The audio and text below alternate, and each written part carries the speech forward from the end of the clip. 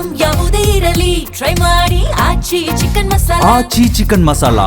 ದಾವಣಗೆರೆ ದಕ್ಷಿಣ ವಿಧಾನಸಭಾ ಕ್ಷೇತ್ರದ ಉಪಚುನಾವಣೆ ಇವತ್ತು ಏನು ನಾಮಪತ್ರ ಸಲ್ಲಿಸಲು ಕೊನೆಯ ದಿನವಾಗಿದೆ. ನಾವೀಗ ಮಹಾನಗರ ಪಾಲಿಕೆ ಆವರಣದಲ್ಲಿದ್ದೀವಿ. ಈಗಾಗಲೇ ಜಿಲ್ಲಾಡಳಿತ ಎಲ್ಲರಿಗೂ ಗೇಟ್ ಹೊರಗಡೆ ನಿಲ್ಲಿಸಿರ್ತಕ್ಕಂಥದ್ದು. ಕಾರಣ ಅಂದರೆ ಯಾವುದೇ ತೊಂದರೆ ಆಗದ ರೀತಿಯಲ್ಲಿ ಸಂಪೂರ್ಣವಾಗಿ ಪೊಲೀಸ್ ಬಿಗಿ ಬಂದೋಬಸ್ತನ್ನು ಮಾಡಿರ್ತಕ್ಕಂಥದ್ದು. ಒಳಗೆ ಏನು ನೂರಾರು ಪೊಲೀಸ್ ಸಿಬ್ಬಂದಿಗಳನ್ನ ಹೋಮ್ಗಾರ್ಡ್ಸ್ನ ಭದ್ರತೆಗಾಗಿ ನಿಯೋಜಿಸಿರ್ತಕ್ಕಂಥದ್ದು. ಇದಕ್ಕಾಗಿ ಸಂಪೂರ್ಣವಾಗಿ ಇವತ್ತು ಮುಖ್ಯಮಂತ್ರಿಗಳು ಮತ್ತು ಉಪಮುಖ್ಯಮಂತ್ರಿಗಳು ಜೊತೆಗೆ BJPಯಿಂದ ಯಡಿಯೂರಪ್ಪ ಅವರು ಮತ್ತು ಮಾಜಿ ಮುಖ್ಯಮಂತ್ರಿಗಳಾದ ಜಗದೀಶ್ ಶೆಟ್ಟರು, ಶ್ರೀರಾಮುಲು ಮಾಜಿ ಸಚಿವರಾದ ಶ್ರೀರಾಮುಲು ಸೇರಿದಂತೆ ರಾಜ್ಯದ BJP ಮತ್ತು ಕಾಂಗ್ರೆಸ್ನ ಒಂದು ಹಿರಿಯ ನಾಯಕರು ಮತ್ತು ಪ್ರಭಾವಿ ನಾಯಕರು ಇಲ್ಲಿ ಬರೋದ್ರ ಹಿನ್ನೆಲೆಯಲ್ಲಿ ಯಾವುದೇ ರೀತಿ ತೊಂದರೆ ಆಗದ ರೀತಿಯಲ್ಲಿ ಮೇಲಾಗಿ ಇದು ದಾವಣಗೆರೆಯ ರೈಲ್ವೆ ಸ್ಟೇಷನ್ ಮುಂಭಾಗಿರೋದ್ರಿಂದ ನಿರಂತರವಾಗಿ ಜನಸಂದಣಿ ಇರುವಂಥ ಪ್ರದೇಶ. ಈ ಪ್ರದೇಶದಲ್ಲಿ ಯಾವುದೇ ರೀತಿಯಾದ ತೊಂದರೆ ಆಗದ ರೀತಿಯಲ್ಲಿ ಸಂಪೂರ್ಣವಾಗಿ ಅಭ್ಯರ್ಥಿಗಳು ಏನು ನಾಮಪತ್ರ ಸಲ್ಲಿಸಲು ಒಂದು 5 ಜನ ಏನು ಹೋಗಬೇಕಾದ ಅಭ್ಯರ್ಥಿಯನ್ನು ಸೇರಿ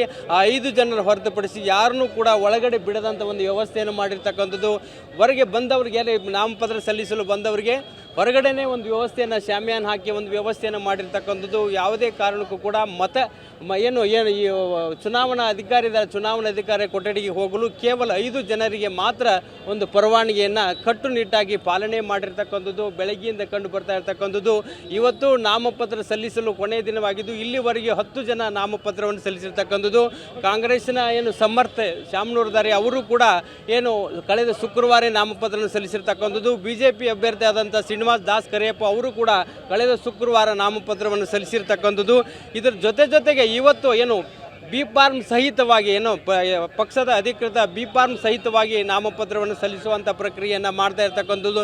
ಎರಡೂ ಪಕ್ಷಗಳಿಂದ ಕಾಂಗ್ರೆಸ್ ಮತ್ತು BJPಯಿಂದ ಒಂದು ಮೆರವಣಿಗೆ ಮೂಲಕ ನಗರ ದೇವತೆ ದುರ್ಗಾಂಬಿಕೆ ದೇವಸ್ಥಾನದಿಂದ ಮೆರವಣಿಗೆ ಮೂಲಕ ಬಂದು ನಾಮಪತ್ರವನ್ನು ಸಲ್ಲಿಸಲು ಈಗಾಗಲೇ BJP ಅಭ್ಯರ್ಥಿಯವರು ನಾಮಪತ್ರ ಸಲ್ಲಿಸಲು ಇವತ್ತು ಕೂಡ ಕೆಲವು ನ್ಯಾಯವಾದಿ ಮತ್ತು ಅವರ ಪತ್ನಿ ಸಂಧ್ಯಾ ಅವರ ಜೊತೆ ಸೇರಿ ಮೊದಲು ನಾಮಪತ್ರ ಸಲ್ಲಿಸಿ ನಂತರ ಅವರು ಮೆರವಣಿಗೆ ಮೂಲಕ ಬಂದ ನಾಮಪತ್ರವನ್ನು ಸಲ್ಲಿಸುವಂಥ ಒಂದು ಏನು ಅವರ ಕಾರ್ಯಕ್ರಮವನ್ನು ಹಾಕಿಕೊಂಡಿರ್ತಕ್ಕಂಥದ್ದು.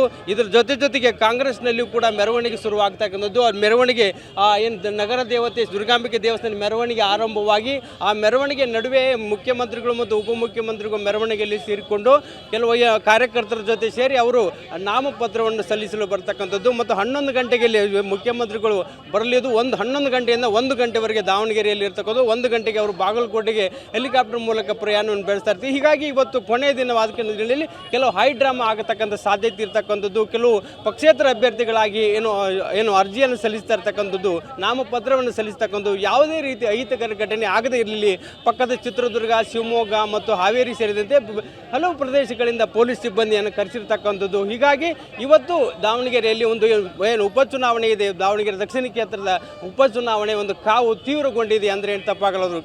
ದಿನೇಶ್ ಒಂದಿಗೆ ಬಸವರಾಜ್ ದೊಡ್ಡಮನಿ TV9 ದಾವಣಗೆರೆ.